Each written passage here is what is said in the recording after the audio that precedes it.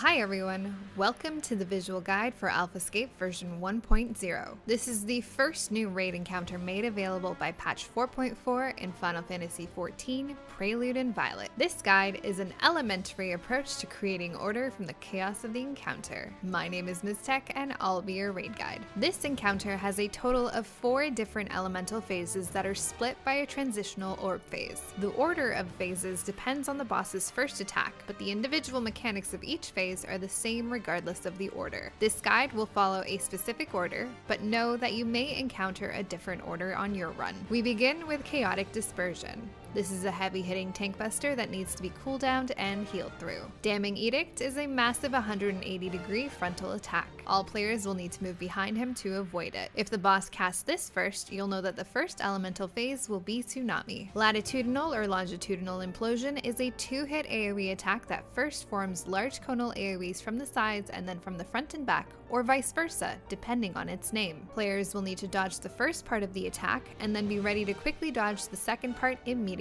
after. If the boss casts this first, you'll know that the first elemental phase will be Blaze. For the purpose of this fight, we're going to run with the idea of the boss casting Damning Edict first. But remember, this may change in your run. When the boss begins to cast Tsunami, you'll notice that the east and west sides of the platform begin to fill with water. Be sure to avoid these areas. The Tsunami cast will also deal high raid-wide damage, so be ready with those shields and heals. All players will be afflicted with a Dynamic Fluid debuff. Whenever this debuff expires, a large donut AoE attack will target the affected player. To avoid overlapping damage, players can stack together. The tank and healer debuffs will expire first, followed shortly after by the damage dealer debuffs. Next up, Knockdown will target the 2 healers. Bring these debuffs away from the group to avoid excess damage. Immediately after, Big Bang will form large AoE circles in the same area the Knockdown AoE was dropped. Make sure you're out of this area as necessary. 2 Fiendish orbs will then spawn on either side of the safe zone and tether to random players. The tanks can intercept these by running through the tethers and soaking the damage for them. Next, the boss will begin to cast Earthquake, and the south side of the platform will become inaccessible. The Earthquake cast will also deal high raid-wide damage, so be ready with those shields and heals. Immediately after, a knockback will occur from the north side of the platform. Players should position themselves on this edge to avoid getting knocked into the Earthquake section. Next up, Lat or Long Implosion will cast the double alternating AoE pattern. Players should dodge the first AoE telegraphs and then quickly move to dodge the second set. Next, you'll need to cool down and heal through another tank buster. Another knockback will occur, and then 2 players will be marked with stack-up markers for knockdown. This attack will place a magic vulnerability up debuff and deal damage that must be shared with other players. Immediately after, another 2 players will be marked for the same stack up. Since the magic vulnerability debuff on normal mode doesn't last long enough to be a danger here, simply split your group in 2 to share each hit. Immediately after, be sure to move out of the incoming Big Bang AoEs. At this point, 4 Fiendish orbs will spawn and throw large column AoEs all over the platform. Dodge these as necessary. At this point, the boss will jump into the center and cast Bowels of Agony. This cast will bring all player HP pools down to 1 and place Dynamic Fluid on the tanks and healers, and Entropy on the damage dealers. Entropy will cause circle AoE attacks to target each damage dealer, and they'll have to spread apart to avoid damage. Dynamic Fluid will again form donut AoE attacks on the affected players, and you can stack up to create easy to dodge safe zones. At the same time, a dark crystal appears that must be destroyed before Chaos reaches 100 on his Dark Aether gauge. Once the crystal is destroyed, be ready for Soul of Chaos, which will deal high raid-wide damage. At this point, Chaos will return to the platform and the fight continues. Watch out for another tank buster and dodge another lat-long implosion attack.